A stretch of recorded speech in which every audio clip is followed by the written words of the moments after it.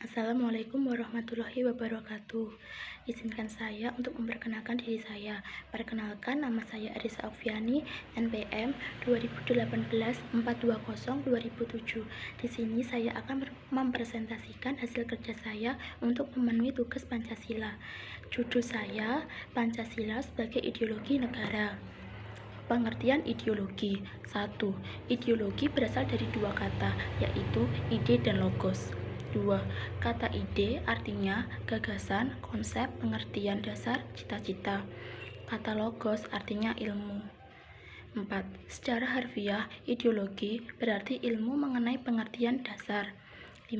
Definisi ideologi berkembang menjadi suatu paham mengenai seperangkat nilai atau pemikiran yang dipegang oleh seorang atau sekelompok orang untuk menjadi pegangan hidup. A. Menelusuri konsep dan urgensi Pancasila sebagai ideologi negara. 1. Konsep Pancasila sebagai ideologi negara. Dalam Kamus Besar Bahasa Indonesia atau KBBI, ideologi didefinisikan sebagai kumpulan konsep bersistem yang dijadikan asas pendapat yang memberikan arah dan tujuan kelangsungan hidup. 2. Ideologi juga diartikan sebagai cara berpikir seseorang atau suatu golongan. Ideologi dapat diartikan paham, teori, dan tujuan yang merupakan satu program sosial politik.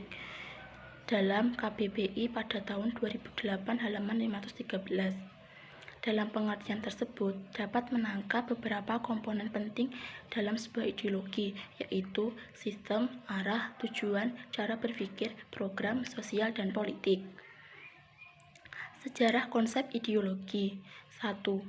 Trekkie menyebut ideologi sebagai science of idea, yaitu suatu program yang diharapkan dapat membawa perubahan institusional bagi masyarakat Perancis. Napoleon mengancam istilah ideologi yang dianggapnya suatu khayalan belaka yang tidak mempunyai arti praktis. 2. George Larin menegaskan bahwa konsep ideologi erat hubungannya dengan perjuangan pembebasan borjuis dari belenggu feodal dan mencerminkan sikap pemikiran modern baru yang kritis. 3.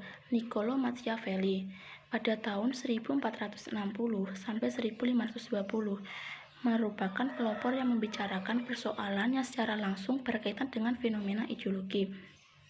Ada 3 aspek dalam konsep ideologi yang dibahas Machiavelli, yaitu agama, kekuasaan, dan dominasi. 4. Marx melanjutkan dan mengembangkan konsep ideologi Machiavelli yang menonjolkan perbedaan antara penampilan dan realita dalam pengertian baru. Ideologi bagi Marx tidak timbul sebagai penemuan yang memutar balik realita, dan juga tidak sebagai hasil dari realita yang secara objektif, gelap atau kabur yang menipu kesadaran pasif. Marx mengendalikan bahwa kesadaran tidak menentukan kesadaran. Realitas materilah adalah cara-cara produksi barang dalam kegiatan kerja. Beberapa tokoh atau pemikir Indonesia yang mendefinisikan ideologi. 1. Sastra Prateja pada tahun 2001 halaman 43. Ideologi adalah seperangkat gagasan atau pemikiran yang berorientasi pada tindakan dan diorganisasi menjadi suatu sistem yang teratur. 2. Suryanto tahun 1991 halaman 47. Ideologi adalah hasil refleksi manusia berkat kemampuan menjaga jarak dengan dunia kehidupan. 3. Mopianto pada tahun 1991 halaman 239. Ideologi adalah sejumlah doktrin kepercayaan dan simbol-simbol sekelompok masyarakat atau suatu bangsa untuk menjadi pegangan dan pedoman kerja atau perjuangan untuk mencapai tujuan masyarakat atau bangsa itu. Beberapa teori ideologi yang dikemukakan oleh tokoh-tokoh pemikir ideologi. A. Martin Seligger. Ideologi adalah sekumpulan kepercayaan dan penolakan yang diungkapkan dalam bentuk pernyataan yang bernilai, yang dirancang untuk melayani dasar-dasar permanen yang bersifat relatif bagi sekelompok orang. B. Alvin Goldner mengatakan bahwa ideologi merupakan sesuatu yang muncul dari suatu cara baru dalam wacana politis. Wacana tersebut melibatkan otoritas atau tradisi atau retorika emosi. C. Paul Hertz. Hertz menegaskan bahwa ideologi merupakan suatu sistem gagasan politis yang dapat digunakan dalam perhitungan politik. Beberapa corak ideologi. A. Seperangkat prinsip dasar sosial politik yang menjadi pegangan kehidupan sosial politik yang diinkorporasikan dalam dokumen resmi negara. B. Suatu pandangan hidup yang merupakan cara menafsirkan realita serta mengutamakan nilai tertentu yang mengurangi kehidupan sosial, politik, dan budaya.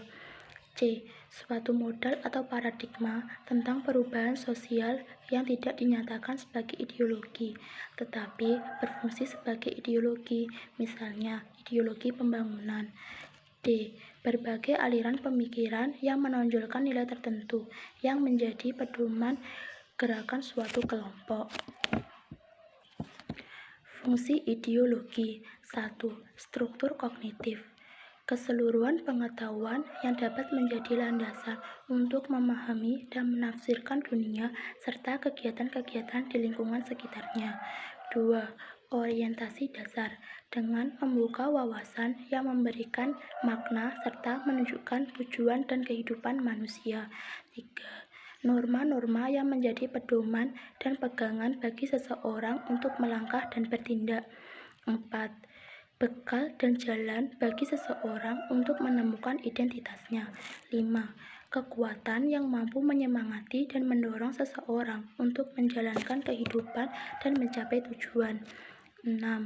Pendidikan bagi seseorang atau masyarakat untuk memahami, menghayati, serta memolakkan tingkah lakunya sesuai dengan orientasi dan norma-norma yang terkandung di dalamnya. Beberapa jenis ideologi dunia sebagai berikut. 1. Marxisme-Leninisme, suatu paham yang meletakkan ideologi dalam perspektif evolusi sejarah yang didasarkan pada dua prinsip. Prinsip yang pertama, penentuan akhir dari perubahan sosial adalah perubahan cara produksi. Prinsip yang kedua adalah proses perubahan sosial bersifat dialektis. 2. Liberalisme, suatu paham yang meletakkan ideologi dalam perspektif kebebasan individual, artinya tidak mengutamakan hak individual. 3.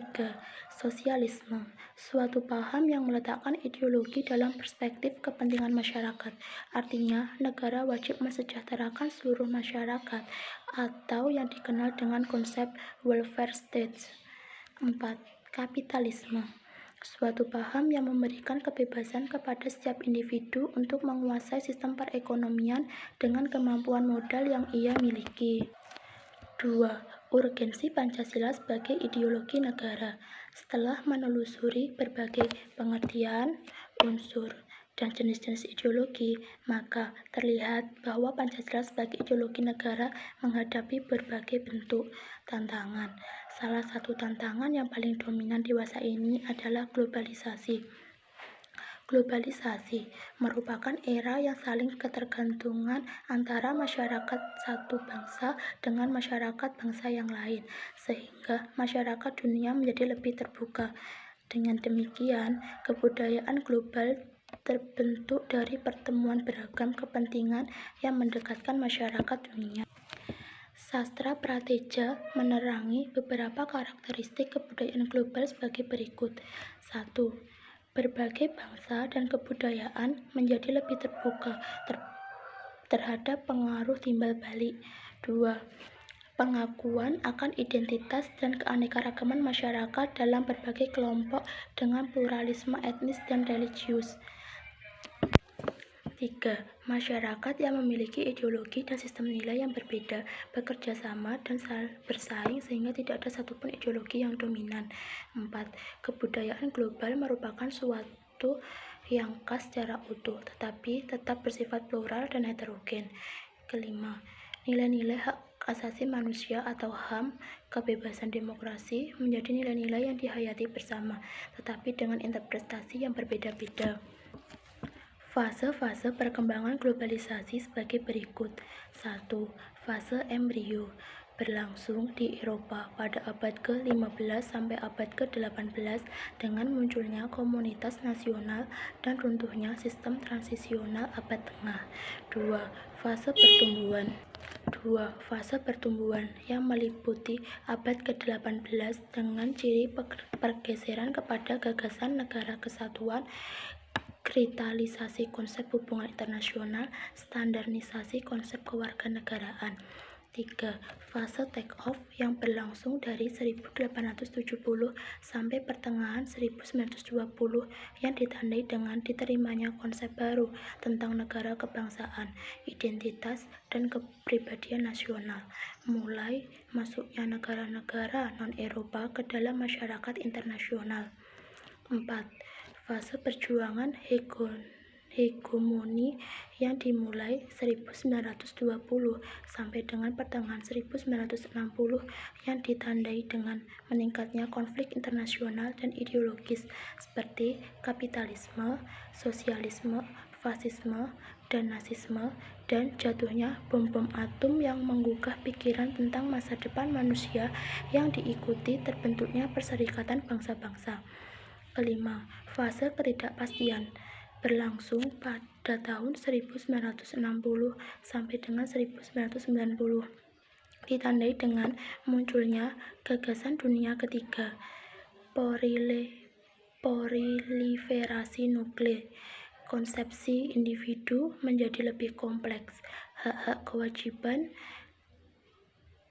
kewarganegaraan semakin tegas dirumuskan, berkembangnya media global yang semakin canggih. Keenam, fase kebudayaan global ditandai dengan perubahan radikal di Eropa Timur dan Uni Soviet, atau runtuhnya dominasi komunisme di beberapa negara, berakhirnya Perang Dingin, dan melemahnya konfrontasi ideologi. B. Mendeskripsikan isi dan urgensi Pancasila sebagai ideologi negara. 1. Hakikat Pancasila sebagai ideologi negara. Hakikat Pancasila sebagai ideologi negara memiliki 3 dimensi sebagai berikut. A. Dimensi realitas. Nilai-nilai dasar yang terkandung dalam ideologi secara real berakar dan hidup dalam masyarakat atau bangsa.